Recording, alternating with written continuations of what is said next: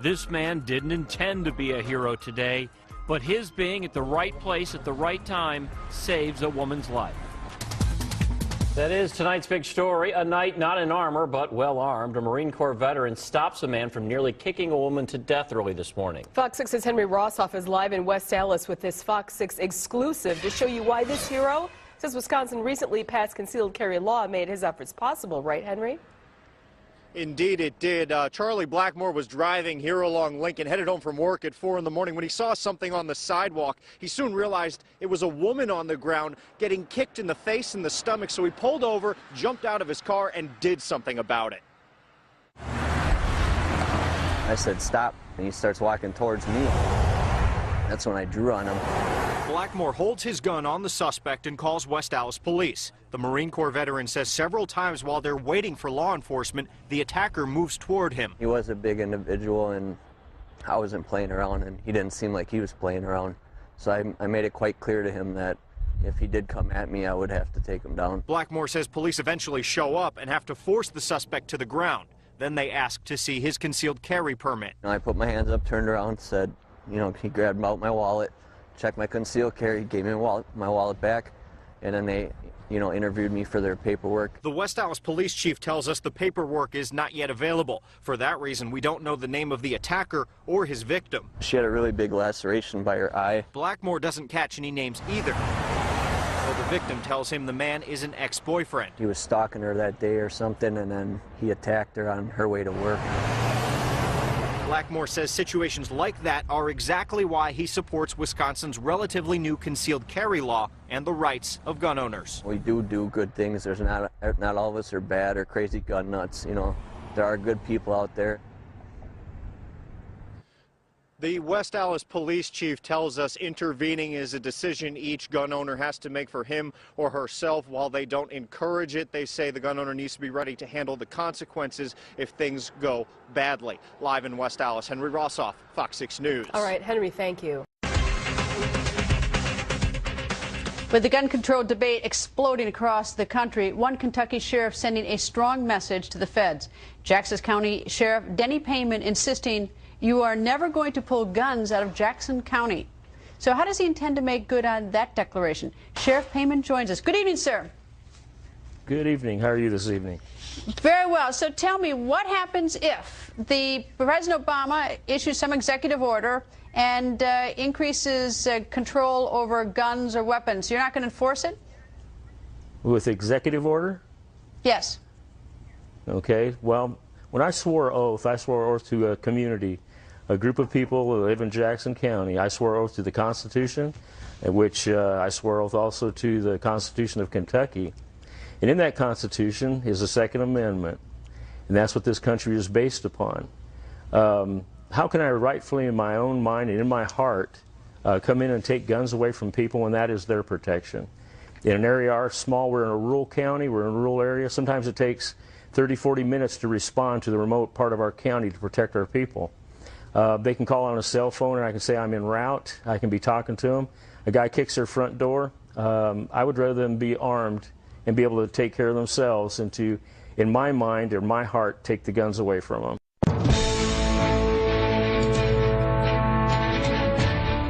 With officers laid off and furloughed, simply calling 911 and waiting is no longer your best option. You can beg for mercy from a violent criminal, hide under the bed, or you can fight back. But are you prepared?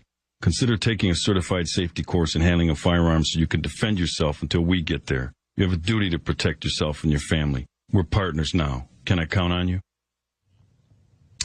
Certainly getting a lot of attention tonight. The new ad from Milwaukee County Sheriff David Clark Jr. telling people to arm themselves and not wait for the police to respond. Milwaukee Mayor Tom Barrett calls his words irresponsible, and both now join me. Welcome to you both. Let me start with you, if I may, Sheriff Clark. Very contentious, this commercial that you produced. Why did you do it? Well, a number of factors led to this. There's an emerging situation in the Milwaukee area. Fewer and fewer law enforcement resources, and I'm not going to be afraid to engage the citizenry in eminent circumstances, not in all circumstances, and I gave examples in that ad to take their personal safety as an individual responsibility, and that there are certain things they can do when 911's not available to them, and those are decisions that they have to make. Yeah, I mean, Sheriff, you know, listening to the way that you phrased yourself in that ad, the kind of Hollywood voice you put on, the deep tones, making it all sound terribly exciting and dramatic, it sounded like some kind of John Wayne movie. How on earth does that kind of rhetoric to the American people serve any kind of sensible, rational purpose? Well, first of all, I object to the Hollywood voice.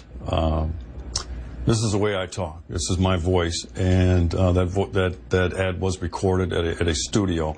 But let me get back more to your point.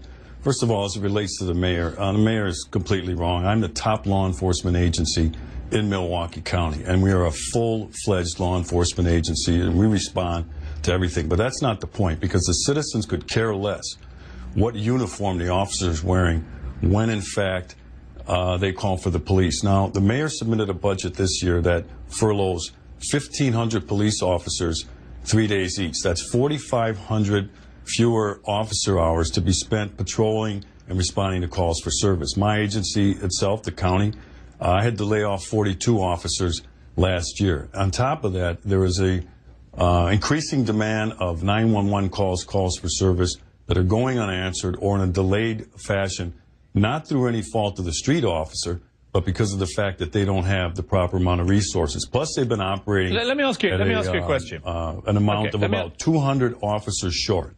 First of all, personal safety is an individual responsibility. It's not up to me to decide who should or who should not own a firearm. I'm not letting you get away with that. No. If you go back to the we will discuss it. What we will I discuss did this is after the break. people Let me, involved in exigent circumstances. You will not get away I with that. gave them I'm sorry. Options. It is not a personal issue. One of them, I said, you can hide under the bed. I said, you can do a number of things, including taking a firearm safety course in the use and handling of a firearm. Those are responsible things to do, but Pierce, those are choices that the individual has to make, not law enforcement, who may be minutes and miles away. So how somebody breaks into my home in this town of Bronxville, okay, will the police department be there to protect me from that? Yeah. But what happens between the time I call 911 and you get there? It takes a couple minutes to get there. Okay. In the 2 minutes, though? Yeah. What do I do? In the 2 minutes, what do you do? Yeah.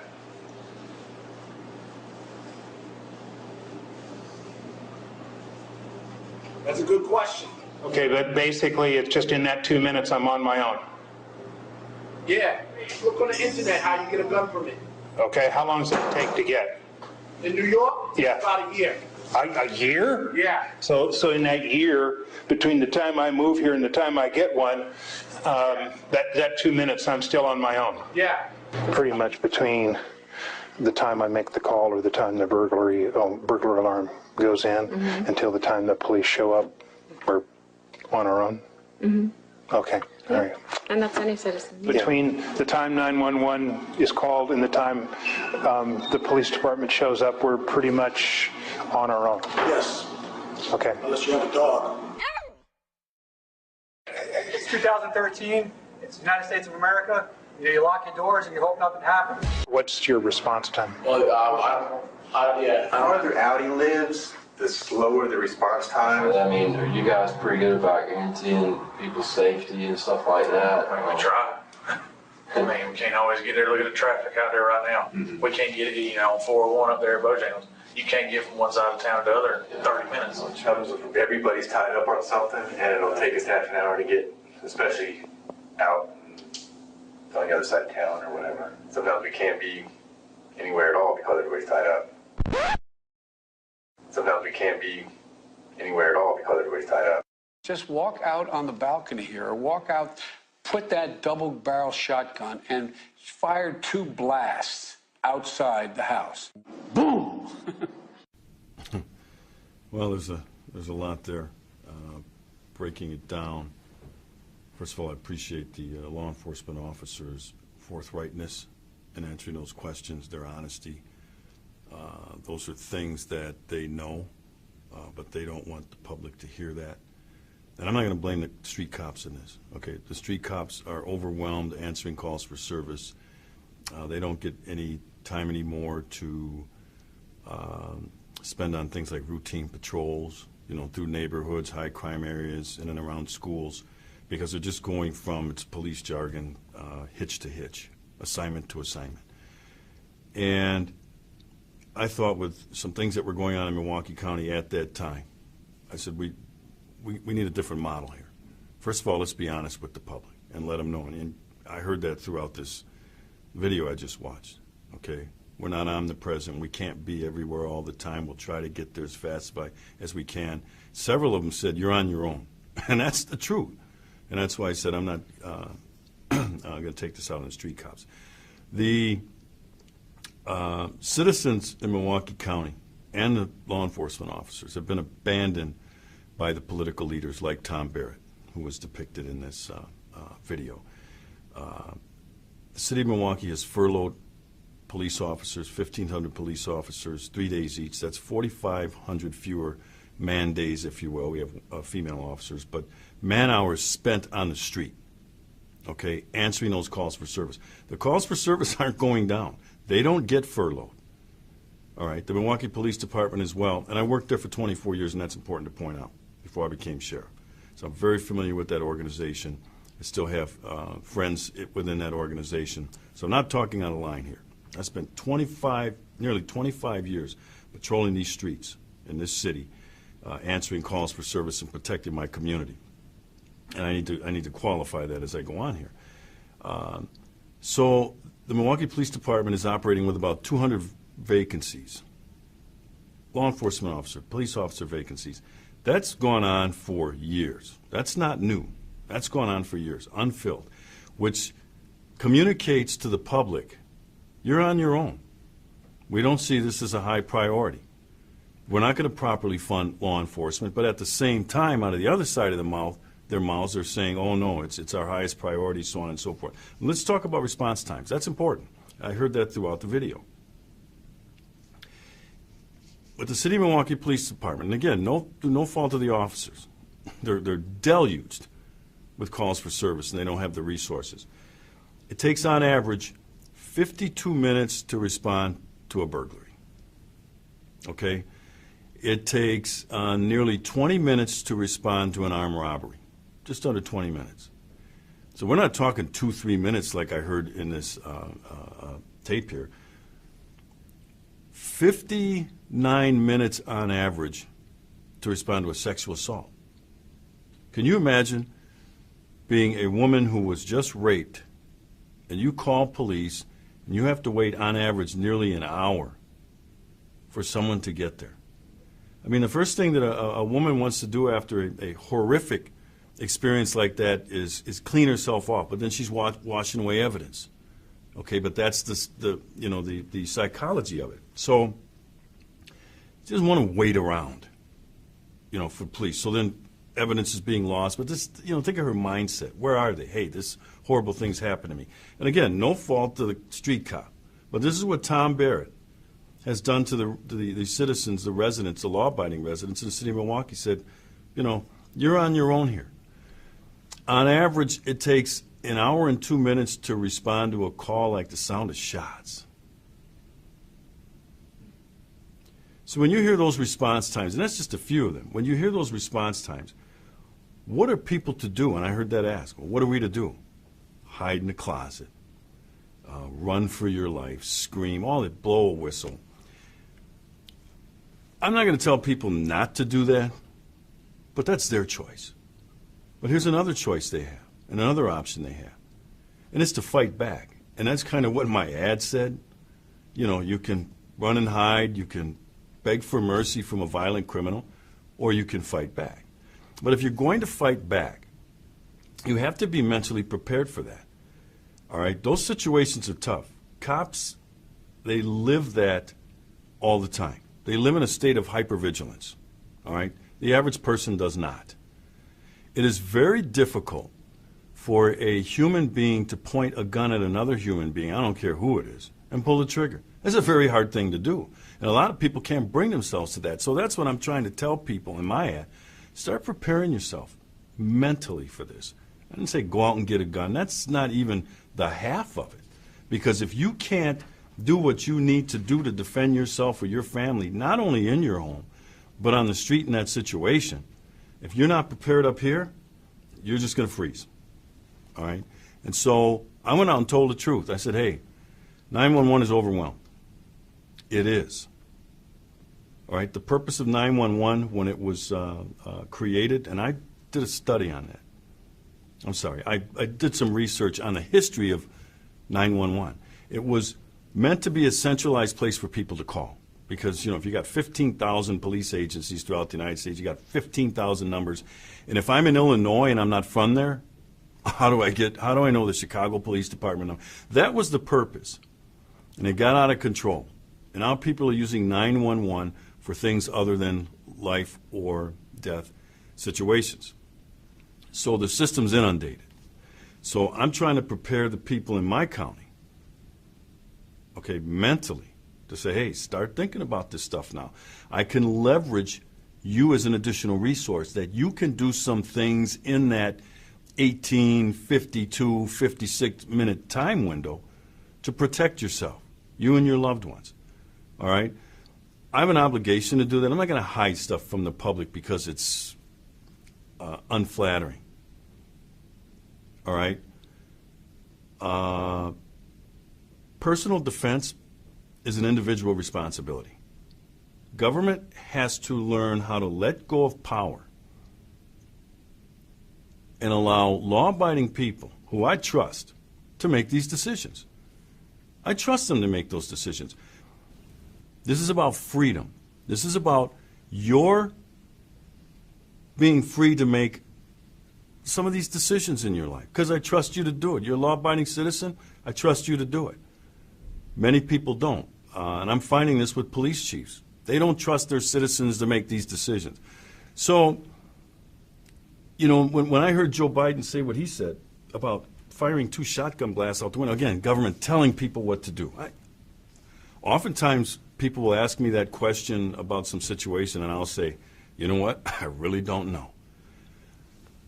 That's your choice, that's your decision, but here's some things to think about. I wouldn't tell them fire a shotgun blast out the window. First of all, on a porch. First of all, if you're in a residential neighborhood, that might be effective for killing a street light, but that's about it. In a residential area, you might have apartment buildings, high-rise apartment buildings. If I'm walking down the street in that neighborhood and somebody sticks a shotgun out the window and fires 2 blasts, I'm going to think they're shooting at me. And if I'm armed, I'm going to return fire. So you see how they're making a bad situation worse. And I want law-abiding citizens, because I trust them to make those decisions as to what to do. And if they want to blow the whistle, fine. I don't tell them not to, but I don't think that's going to be very effective in some of these situations. So I want people to think about what's going to be effective. All right? If you want to run out of your house, fine. I'm not running out of my house unless the house is on fire. That's my house.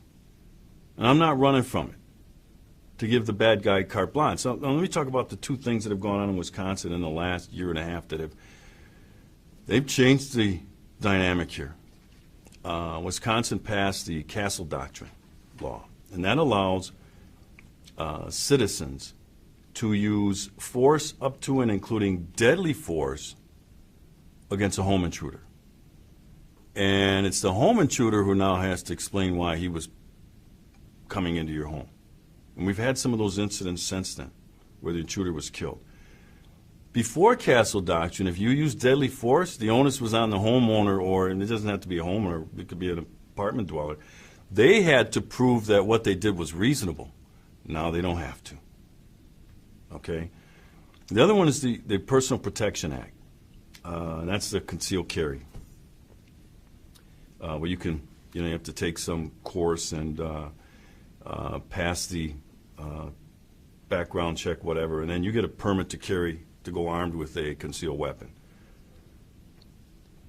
I'm trying to leverage those 2 things to give people, law-abiding people, some options in the interim, in these exigent circumstances, some things to do because the police can't get there right away, and they may not. I'm going to stake my fortune, if you will, figure of speech, on having my finger on the pulse of what the people want. I'm on their side. If you notice, I said we're a team now. I'm on their side. I kind of know what they're feeling and what they're thinking. Why? Because I'm out there talking. I'm tethered to them. I'm not tethered to the political class.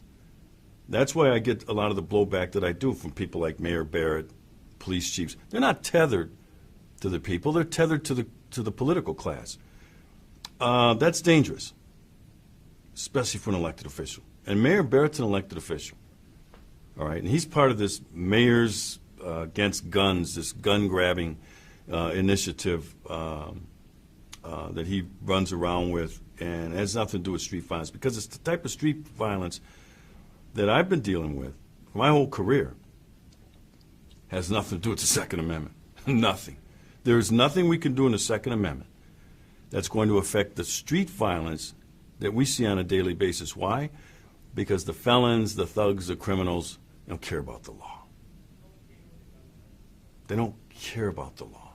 So when we make more laws and more hurdles for law-abiding people to jump over, the only people we burden are the people the law-abiders. They don't use guns to settle disputes. They don't use guns to take other people's property. They don't indiscriminately shoot people in drive-by shootings. So why are we hassling them? We need to start attacking. And the Chicago Police Superintendent McCarthy is a good example of some of the stuff, the ridiculous stuff. You want to talk about irresponsible?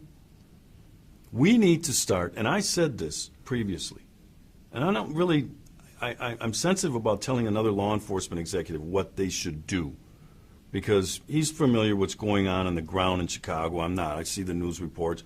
But I say the same thing about me when Piers Morgan, I'm thinking, you know what I'm thinking in an interview? I'm sitting in that chair thinking, you have no idea what's going on the ground here. What are you talking about? All right, so that's why I'm sensitive about saying what a law enforcement executive should do. But I did say this, and I meant it. If some of these chiefs, Chief Flynn here, these Mayors Against Gun, spend as much energy and as much time attacking criminals, career criminals who perpetrate violence by using a handgun, we'd have a lot safer country than we would going after law-abiding citizens. Wow.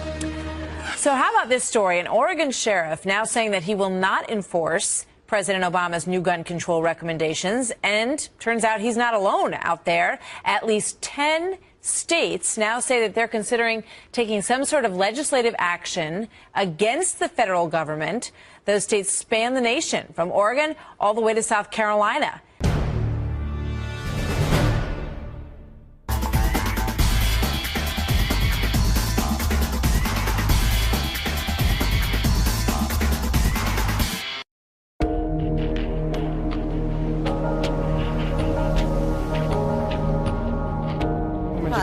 Jason Matera.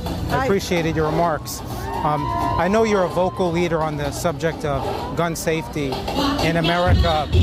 I was wondering, is it time we have a serious conversation, not just about assault rifles, but handguns as well?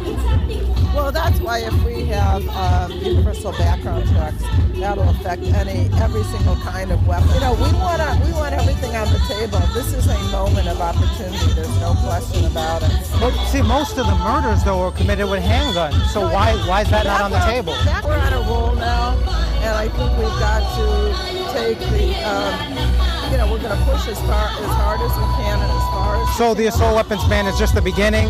Absolutely. I mean, I'm against handguns. We have in Illinois the Council Against Handgun something. Yeah, I mean, I'm a member of that. So, absolutely. We'll never get a handgun ban with the Second Amendment as stated. I don't know. I don't know that we can.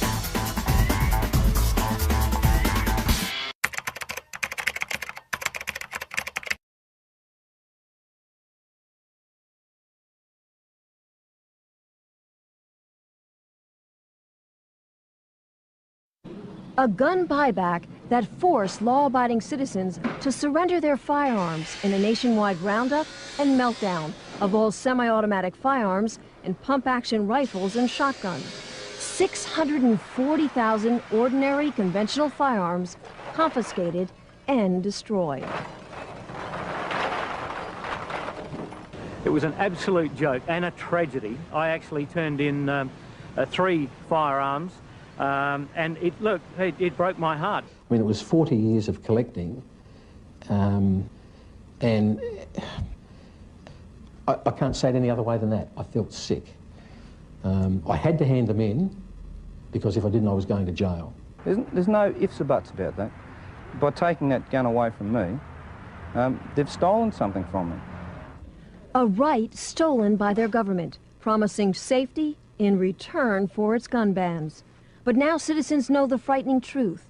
The cost of lost liberty can be measured in the loss of life. It's become very, very obvious, even to Blind Freddy, that the expenditure of $500 million has done absolutely nothing to reduce crime. Citizens left powerless, but it's criminals who have been empowered and emboldened by the new gun laws because the innocent can't fight back. What's happening today is that the offender, the bad guys, are happy to break into somebody's house. They're not frightened to break into somebody's house while they're at home. Citizens deny the right to protect themselves by a justice system that won't. Well, my opinion of the legal system here is it's absolutely weak. Weak as water. I mean, it's because they've just got no backbone. That the sentencing for various crimes is just pathetic. And police who can't. They're undermanned, and morale has never been lower. It's very bad at the moment. It's never been worse. Since 1993, we've had a real decrease in over 230 sworn police officers in this state. These policemen have joined the job, police women have joined the job to go out and do it, and they can't even attend it at breaks or assaults because there's no vehicle to even get them there. I mean, that's just absolutely ridiculous. Gun laws that have backfired. And Australians who have been forced to hide behind bars and deadbolts. Some are even installing extensive security systems because the firearms they still own that haven't been banned have to be locked up, unloaded, and unavailable. The people pushing the removal of guns from the Australian society are already saying that's only the first step. Publicly, that's only the first step. Now we want the handguns, we want every other firearm. Their warning to Americans, don't think it can't happen to you. It can, and it already is. Unless you, as a firearms owner, get off your butt now and start to oppose those that want to take them off of you right here and now, I would say that within 5 to 10 years, the restrictions on gun owners in America will be similar to what happens in Australia. Don't trust your politicians. Get in there, keep on their backs. Be a member of the NRA, be a member of your local gun club. Be part of the NRA and never, ever, ever give up your freedoms, because that's, in the end, that's all you've got. If you think you have rights, tomorrow the government can take them away from you. I think the Americans have to be very, very careful because, you know, their rights will be quickly eroded as ours have, and we don't have a chance in hell of getting those rights back. The government ruined me. They came here prepared to smash the door down and throw in stun and flash grenades. That was the plan. This is Canada? You know, this is not the Canada I know. The 7 million firearms owners of this country have ceased to trust its government. What's at stake is a freedom. It's a freedom. It's life. Shooters and sportsmen, collectors and businessmen, sacrificed on the altar of politics, singled out and persecuted by government forces determined to enforce their own agenda, a Canada where only the police and military have guns. They want every firearm seized in this country. That's the long-term agenda. Once a populace doesn't have the ability to defend itself, it's no longer a governed nation, it's a ruled nation. The debate is settled. The debate is over. Gun control will be implemented on December 1st. Gun control in the form of Bill C-68, demanding all gun owners register their shotguns and rifles. Right now, if you don't have a firearms license to possess the firearms you already own, by January 1st, 2001, you'll be an instant criminal. If you don't have your long guns registered by 2003, you'll be an instant criminal. Plus, 58% of the handguns registered since 1935 are now banned and must be turned in for destruction by December 1st. If not, the government now has their name and will come and get both them and their guns. They've already made up the lists. They've given them out to the local police. Why treat me, someone who hasn't done anything wrong, as though I am a criminal? And that's how I feel.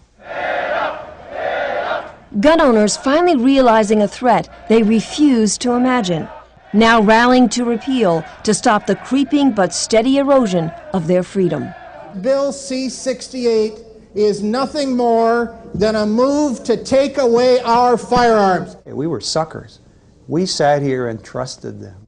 And when they took away the Benellis, and that nobody in the handgun community ever believed that they would come after short-barrel handguns. And then when they took away the short-barreled handguns, no one in the hunting community believed they would come after semi-auto rifles. The goal of the present law, which has been referred to as C-68, which is now the Firearms Act in Canada, is to break the back of the shooting community.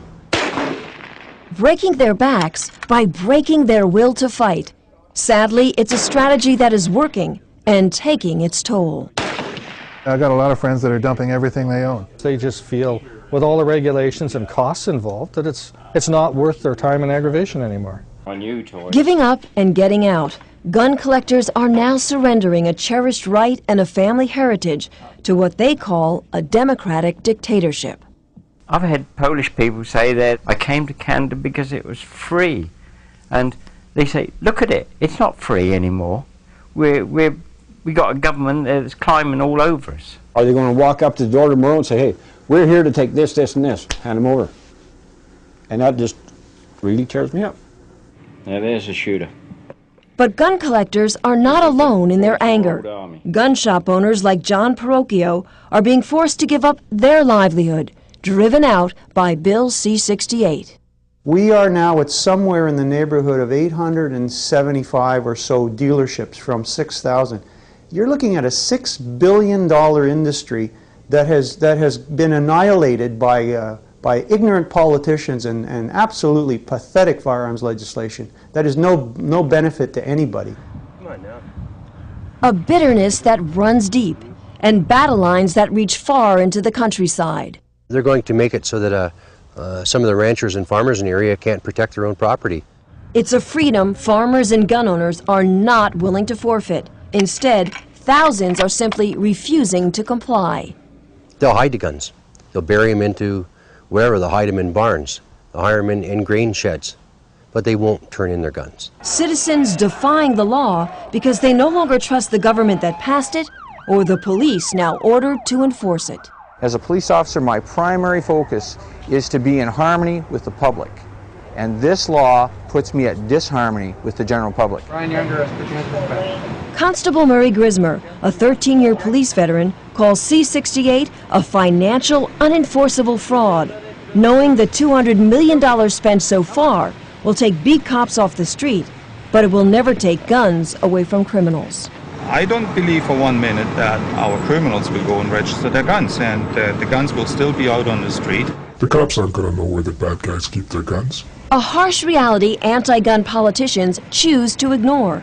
But an ex-con and government informant we talk with knows C-68 won't stop criminals who work the streets. It's an opportunity crime, and they're going to continue doing it. And the carjackings are going to increase here. They already have. Home invasion, personal violent crime, ATMs. You ask any street cop out there, he'll tell you the same thing. You're taking the guns away from the honest people, and you're making it easier for the criminals to do the job. I could get you a gun right now in 20 minutes if you give me 50 bucks. I'd go buy a shotgun with a phone call. How are you going to stop somebody that's got it in his mind that he's going to commit a crime? What are you going to do, legislate them into morality? They're laughing. Criminals who won't turn in their guns and law-abiding citizens committed not to, because free people don't register their guns. But the risk could be high: harassment and intimidation, tactics the government will use at any cost to force gun owners to comply. Let's just say that I believe strongly that we were to be used as an example to promote the new bill. A police invasion that could have turned deadly. SWAT teams armed with machine guns raided John St. Amour's mail-order firearms business. And he has photos that can only begin to tell the story. You've got a helicopter buzzing the property. You've got police officers, customs people, upstairs, downstairs, trashing my house, all over the property. And we said, tell us what you want. We'll give it to you. You don't have to tear the place apart. No, that's not the way we proceed. That's not the way we do things. They had a point to prove. They wanted to show who was boss. 7 hours of hell, and even though the government dropped the charges, John is still haunted by the horrifying images. This will escalate. If they've done it successfully at one place, then they'll do 2. If they can get 2, they'll do 4. John, we're going to go in here today. John Bardocia is a victim of the unlimited dangerous powers of search and seizure Bill C-68 gives to police. Now he's going to court, spending every dollar he saved to save himself from the law. John was arrested, spent 4 days in jail, and the charge? Leaving the frame of a pistol he was making a case for outside his safe. What happened was that there was a small fire in his garage that was quickly put out, but then the firefighters decided to look through his house. And when they looked through his house, they found his pistol frame, and then they called the police. I am not just fighting for my hobby. I am not just fighting for my art collection. I am fighting for my very freedom.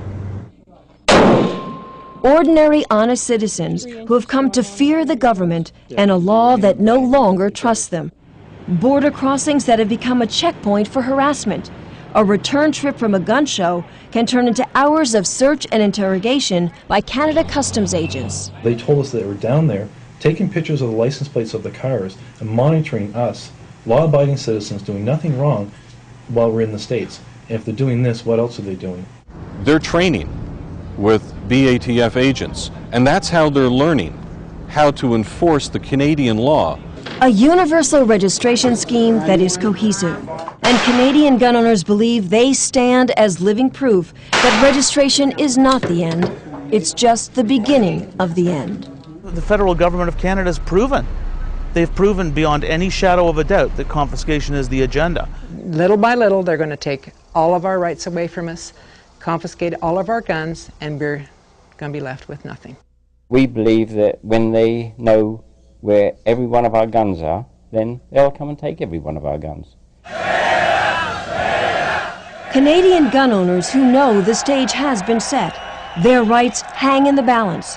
A warning to Americans that the border separating them from us is just an imaginary line.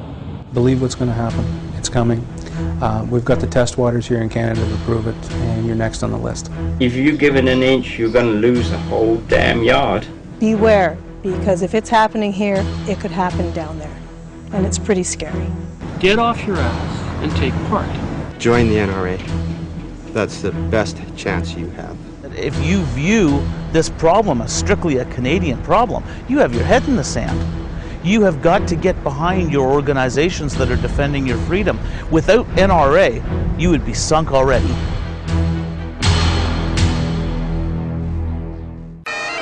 They marched in protest, a silent procession of a people grasping for one last chance to resist, shamefully admitting they only have themselves to blame for government policies that threaten their way of life, their security, and the future of democracy in Britain.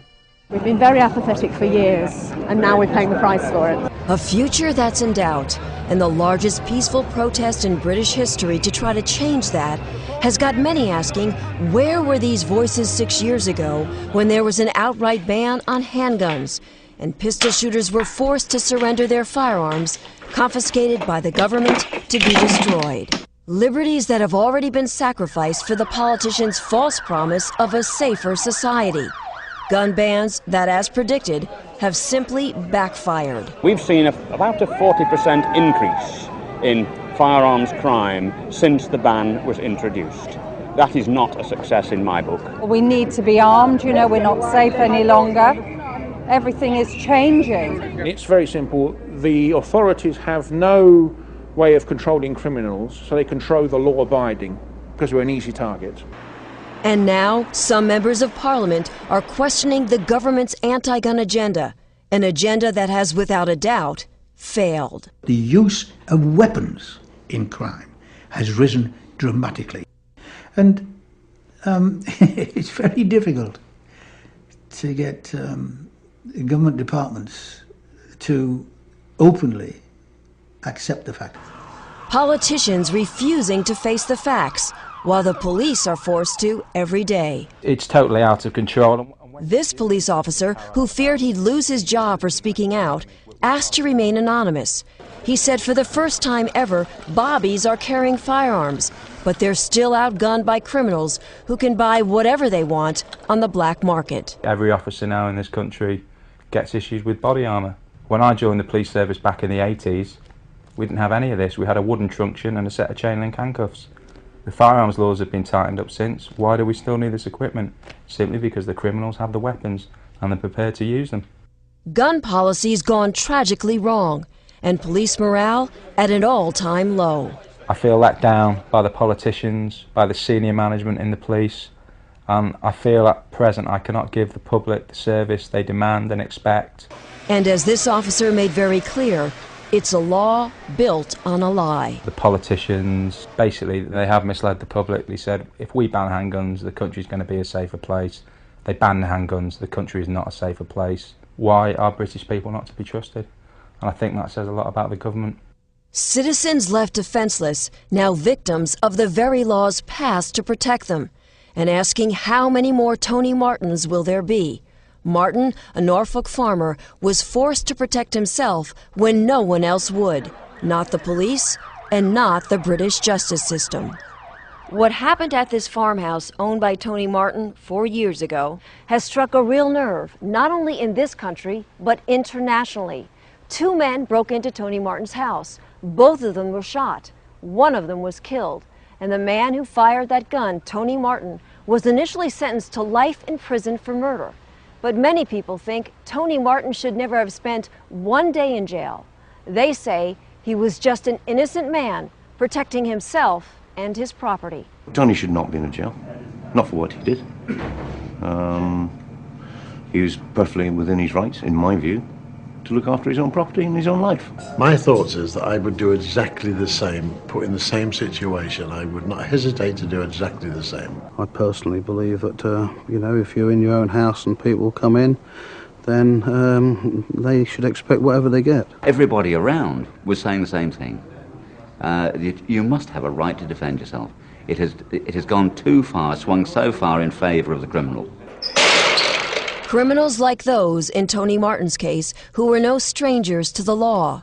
16-year-old Fred Barris, who was killed, already had 29 convictions. And 30-year-old Brendan Farron had 34 convictions and had been in prison for burglary. He was sentenced to 3 years for trying to break into Tony Martin's home.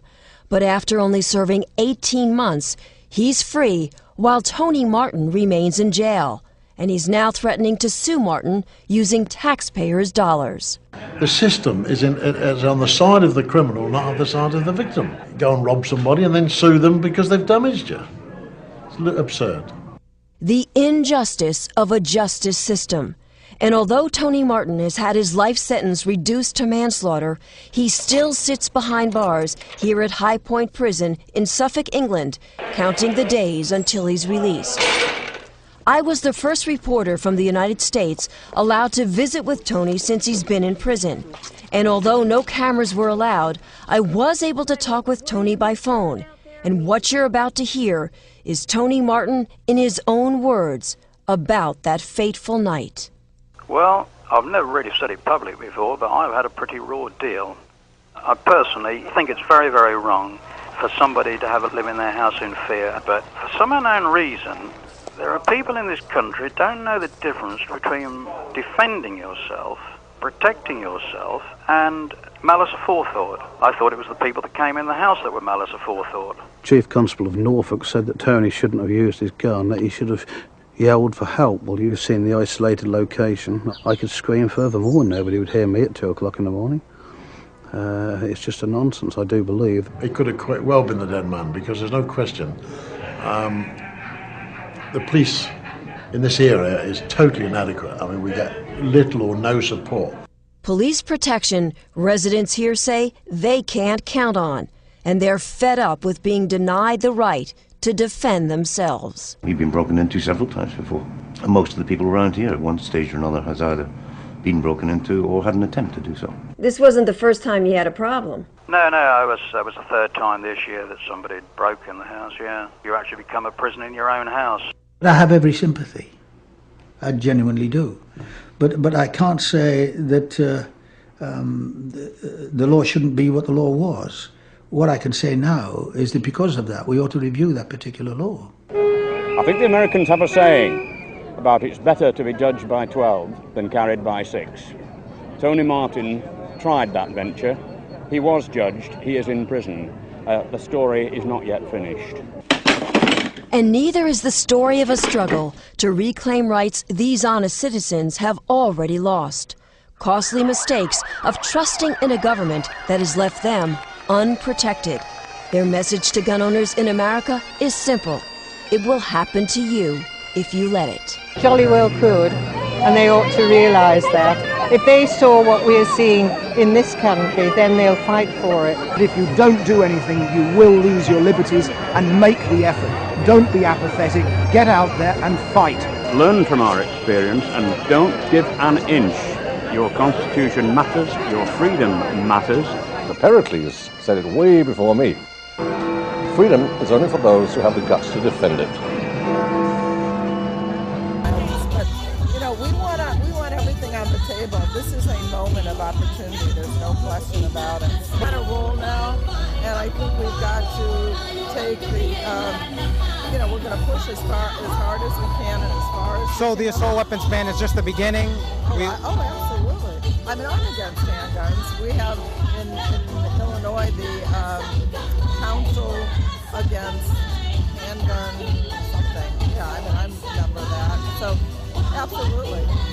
We'll never get a handgun ban with the Second Amendment as stated. I don't know. I don't know that we can.